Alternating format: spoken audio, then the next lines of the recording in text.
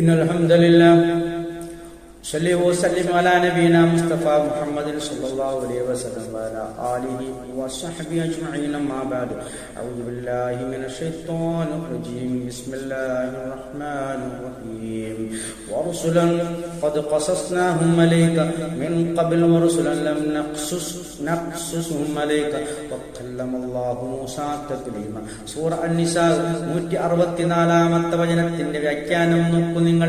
വറുസുലൻ റസൂലുമാർ ദൂതന്മാർ ഖദ് ഖസസ്നാഹും അലൈക നബിയെ താങ്കൾക്ക് നാം വിശദീകരിച്ചു തന്ന ദൂതന്മാർ, താങ്കൾക്ക് അവരുടെ ചരിത്ര കഥകൾ നാം വിശദീകരിച്ചു തന്നിട്ടുണ്ട്.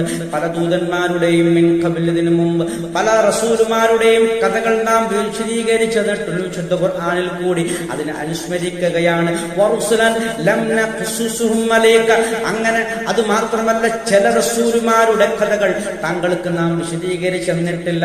അങ്ങനെയുള്ള റസൂലുമാരുമുണ്ട്.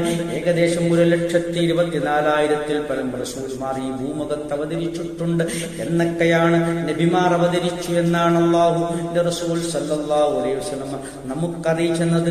നോക്കൂ നിങ്ങൾ, ആ രൂപത്തിൽ അതാണ് അല്ലാഹു വിശദീകരിക്കുന്നത്. 25ഓളം പ്രവാചകന്മാരുടെ ചരിത്രങ്ങൾ മാത്രമേ, അറിവ് മാത്രമേ വിശുദ്ധ ഖുർആൻ നമുക്ക് പകർന്നു നൽകുന്നുള്ളൂ. അതല്ലാത്തവരൊക്കെയും മറഞ്ഞിരിക്കുന്നവരാണ്. അതാണല്ലോ പറയുന്നത്, വറുസുലൻ ലം നഖ്സുസുഹും അലൈക, താങ്കൾക്ക് നാം വിശദീകരിച്ച് തരാത്ത റസൂലുമാരെന്ന് പറഞ്ഞാൽ ഈ 25-ന് പുറമെയുള്ള മുഴുവൻ റസൂലുമാരും അതിൽപ്പെടും. അല്ലാഹു സംസാരിച്ചു, മൂസ നബിയോട് സംസാരിച്ചു, തക്ലീമൻ ഒരു സംസാരം സംസാരിച്ചു. ഈ ഭൂമുഖത്ത് ജീവിച്ചിരുന്ന ആ മൂസ നബി അലൈഹിസ്സലാമിനോട് അല്ലാഹു സുബ്ഹാനഹു തആല അവൻ എവിടെയാണോ അവിടെ നിന്നുകൊണ്ട് സംസാരിച്ചു. അതാണ് നാം മനസ്സിലാക്കേണ്ടത്. അല്ലാഹുവിനെ സംബന്ധിച്ചിടത്തോളം ഇവിടെ നിന്നും എങ്ങനെയും സംസാരിക്കാനുള്ള കഴിവല്ലക്കുണ്ട്.